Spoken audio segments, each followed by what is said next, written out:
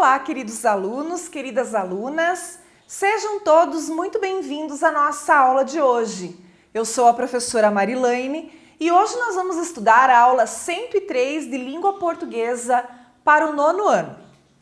Para a aula de hoje, você vai precisar do seu caderno de língua portuguesa, a caneta e o lápis, a borracha e o apontador. E o assunto a ser estudado será agora um caso de ortografia.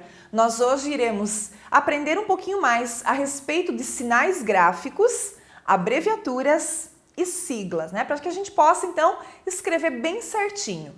Nossos objetivos são conhecer quais são os sinais gráficos utilizados na língua portuguesa, conhecer algumas abreviaturas e siglas e empregar corretamente os sinais gráficos, as abreviaturas e as siglas.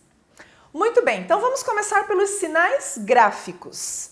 Nós vamos observar aqui nessa sequência de palavras que eu trouxe para vocês, palavra maçã, gota d'água, cipó, você e aquilo. Muito bem. Vocês estão observando que nessas palavras tem a presença de determinados sinais.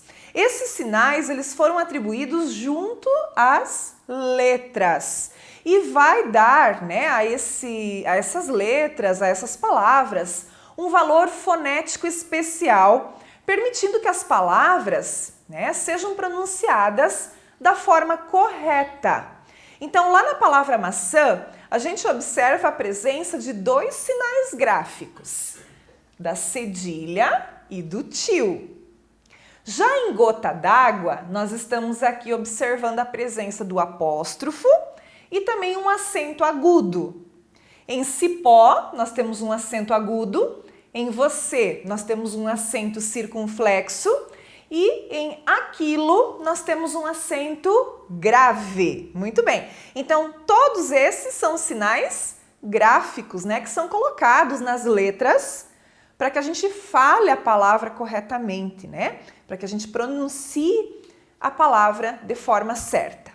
Começando então a falar aqui a respeito do tio. Esse tio não é o tio com O, não é o tio masculino de tia, é o tio com L, E esse tio é um sinalzinho gráfico que a gente coloca sobre as letras A ou letra O, com o objetivo de indicar a nasalização desse A ou desse O. Então, tornar este som um som nasal.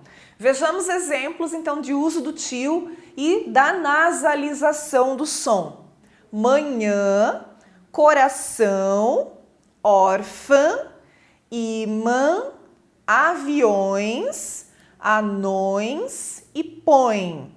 Então, olha só, naquele quadrinho ali debaixo está mostrando, fazendo assim um certinho, um joinha, que o tio vai sobre a letra A ou O.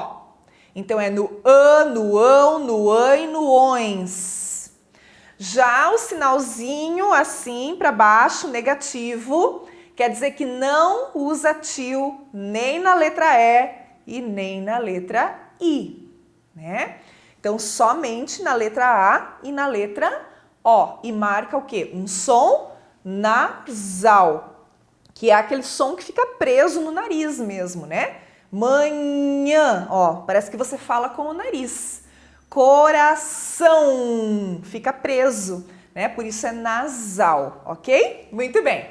O trema, pessoal. Trema, que são aqueles dois pontinhos, Sinal gráfico, que desde que ocorreu a reforma ortográfica da língua portuguesa, o trema não é mais usado nos grupos silábicos que, qui, gue e gui, Então não se usa trema mais nesses grupos silábicos, mas continua sendo usado nos nomes próprios e seus derivados. Então ficou uso exclusivo para os nomes próprios, porque temos muitos sobrenomes que usa trema, e derivados destes nomes próprios, Então, Miller, Milleriano, Hibner, Binchen, são nomes próprios, então se conservou o uso da trema.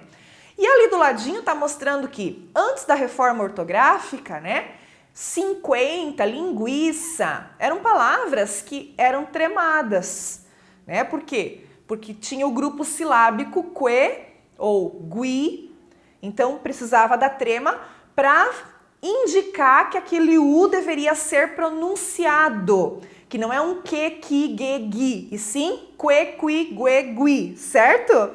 Hoje não se usa mais, então 50, a pronúncia continua a mesma, né? Você vai falar a letra U, mas você não precisa mais sinalizar com o trema. Da mesma forma, linguiça, liquidificador, né? Liquidação, linguística e assim por diante. O apóstrofo, que a pronúncia correta é apóstrofo, não é apóstrofe. Apóstrofe é uma figura de linguagem.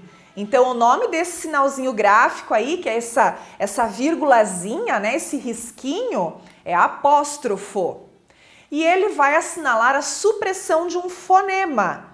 Geralmente, esse fonema é uma vogal em palavras compostas que são ligadas por preposição, ok?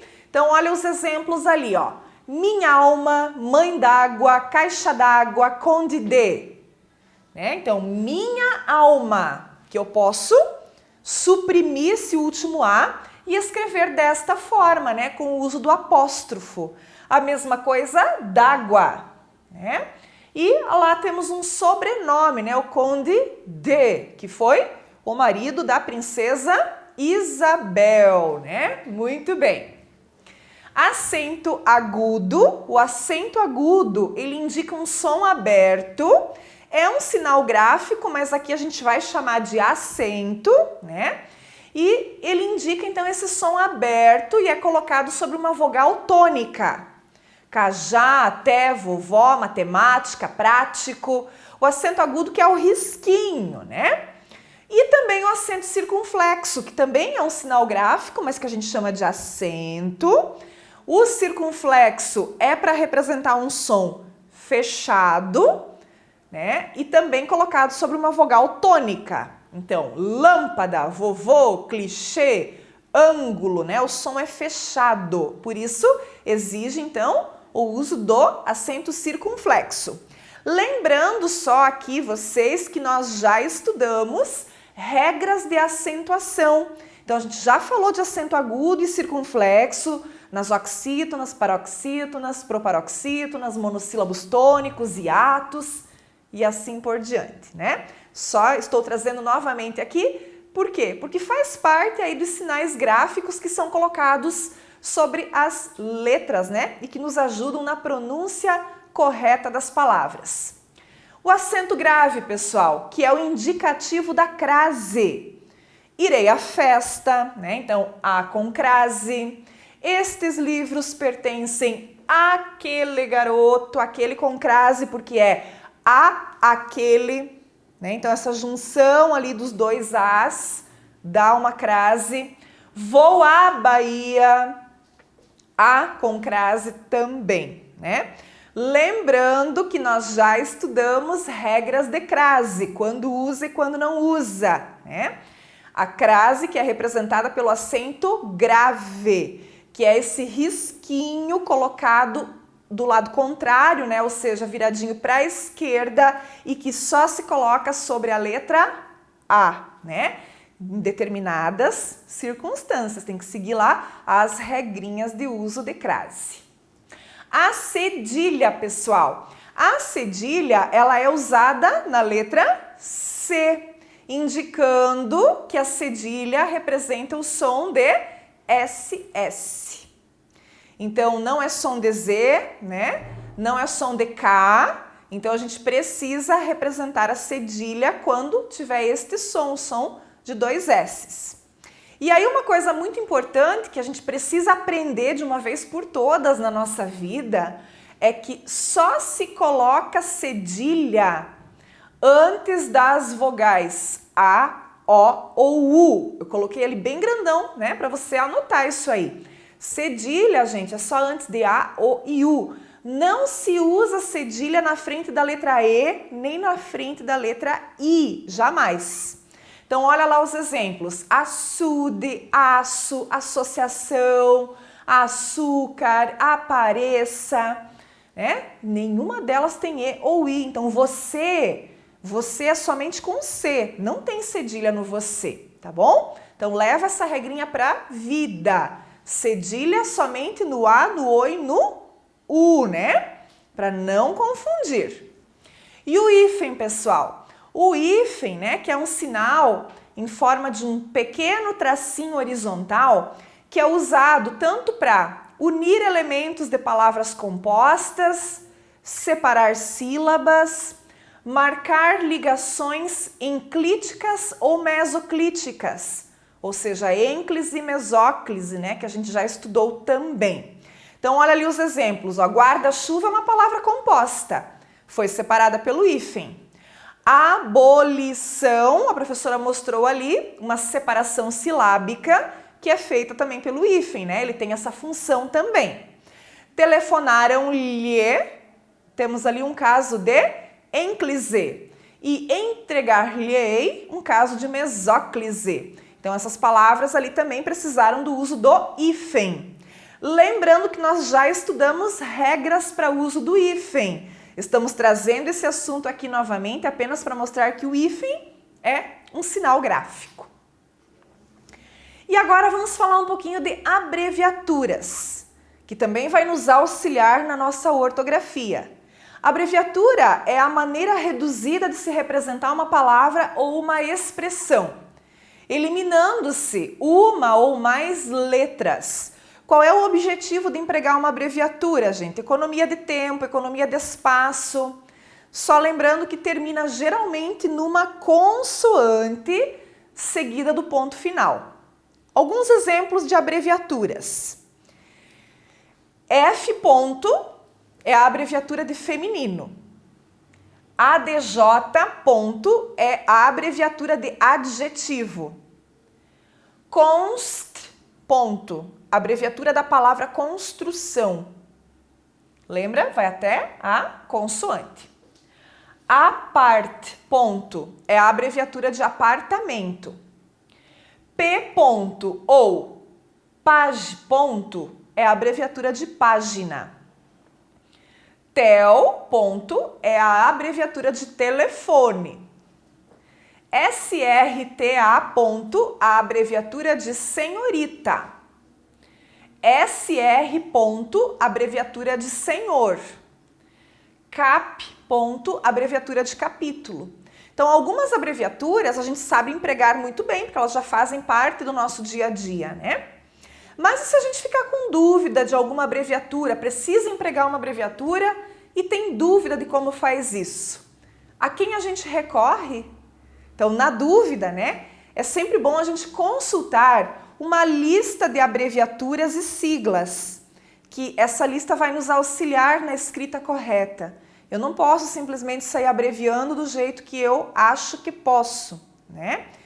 Existem normas da ABNT que normatizam, né, o uso das abreviaturas e das siglas.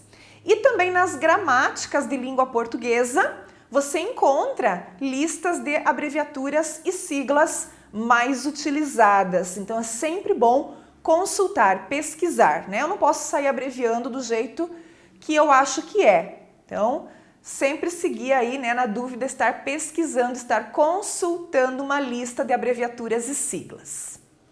E as siglas, pessoal?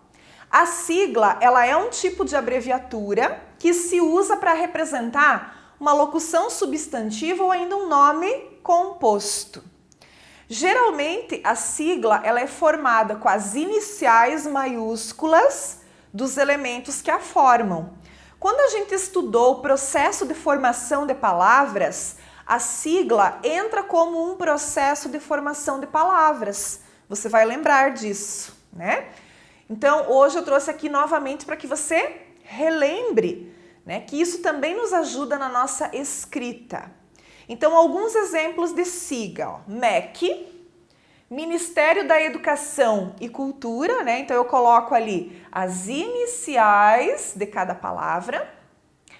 ONU, Organização das Nações Unidas, né? Então, cada letrinha representa uma palavra. ABL, Academia Brasileira de Letras.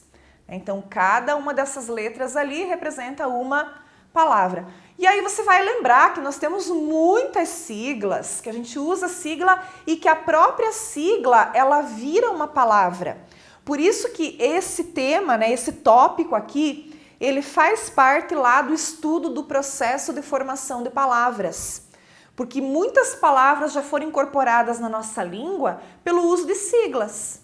CPF, RG, IPVA, né, tantas outras, CEP, quantas que a gente, né, começa a pensar aí, Detran, Detru, e acaba virando uma palavra mesmo, né, pela formação da sigla. E ali você tem uma observação que eu coloquei, né, que a tendência atual é eliminar os pontos das siglas, escrevendo apenas da forma como então está aqui no quadrinho azul, ó, MEC, ONU, ABL, sem pontos, né? Aqui eu coloquei com os pontos, que também é uma forma válida, mas existe uma tendência atual então de não escrever mais colocando os pontos e somente então a sigla, né? Já que ela forma uma palavra. Muito bem, então, na dúvida também, né, do uso correto das siglas, você também pode consultar a lista de siglas para escrever corretamente. Ok, pessoal? Então, ficamos por aqui hoje. Agora você vai lá para os exercícios, né, para fixar esse conteúdo. Tem 3 atividades lá, bem bacanas, para você colocar em prática. O que você aprendeu sobre os sinais gráficos, o que você aprendeu sobre as abreviaturas e também sobre as siglas. Muito obrigada pela sua atenção e a gente se vê nas próximas aulas. Até mais!